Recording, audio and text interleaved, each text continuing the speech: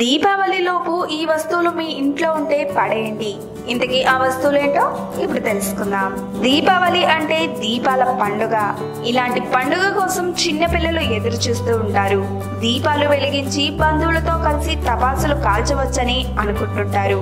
కానీ పెద్దవారు మాత్రం ఆ రోజు లక్ష్మీదేవిని పూజించి ఇంట్లోకి ఆహ్వానించాలని అనుకుంటుంటారు. దీపావళి లక్ష్మీదేవి పుట్టినరోజని పెద్దలు చెప్తుంటారు. మరైతే దీపావళిలోపు ఎలాంటి వస్తువులను ఇంట్లోంచి పాడేయాలో ఇప్పుడు తెలుసుకుందాం. అంతకంటే ముందు ఇలాంటి మరిన్ని విశేషాలను తెలుసుకునేందుకు మా ఛానల్ని సబ్స్క్రైబ్ చేయడం మాత్రం మర్చిపోకండి. లక్ష్మీదేవి పుట్టినరోజు విష్ణుమూర్తి లక్ష్మీదేవికి ఏం కావాలని అడిగితే తను భూలోకానికి నేరుగా వెళ్ళి అంతా చూడాలనే కోరిక ఉందని చెప్పిందట. విష్ణుమూర్తి సరేనని లక్ష్మీదేవిని భూలోకానికి పంపారట. అలా ప్రతి దీపావళి రోజు లక్ష్మీదేవి స్వయంగా భూలోకానికి వస్తుంది. లక్ష్మీదేవికి శుభ్రంగా ఉన్న ఇల్లు అంటే చాలా ఇష్టం. అందుకే దీపావళికి ముందు 4 రోజుల నుంచి ఇంటిని శుభ్రం చేసుకోవాలి.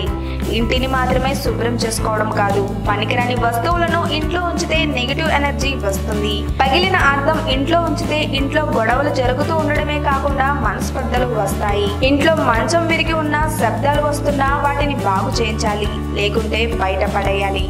ఆగిపోయిన గడియారం, విరిగిన గడియారం ఉంటే పడేయాలి, లేకుంటే ఏ పని మొదలుపెట్టినా ఆటంకాలు వస్తాయి. చదపట్టిన ఫోటోలు ఉంటే బయట పడేయాలి. ఇంటి ముఖద్వారానికి రిపేర్లు ఉంటే చేయించాలి. చిన్నపిల్లలు ఆడుకునే బొమ్మలు విరిగిపోయి ఉంటే వాటిని కూడా పడేయాలి. చిరిగిన బట్టలు పడేయాలి. ఇవన్నీ ఇంట్లో ఉంటే లక్ష్మీదేవి ఇంటికి రాదు. గత ఏడాది వాడిన దీపాలను మళ్ళీ వాడకూడదు. ఎవరి శక్తి కొద్దీ వారు కొత్త దీపాలను కొనుగోలు చేసి దీపావళిని చేసుకుంటే మహాలక్ష్మి కటాక్షిస్తుంది. దీంతో మీ ఇంట సిరి సంపదలు, అష్టైశ్వర్యాలు వెల్లువిరుస్తాయి. ఈ వీడియో కనుక మీకు నచ్చినట్లయితే లైక్ చేసి షేర్ చేయండి. మరిన్ని లేటెస్ట్ అప్డేట్స్ కోసం మా ఛానల్ని సబ్స్క్రైబ్ చేయండి.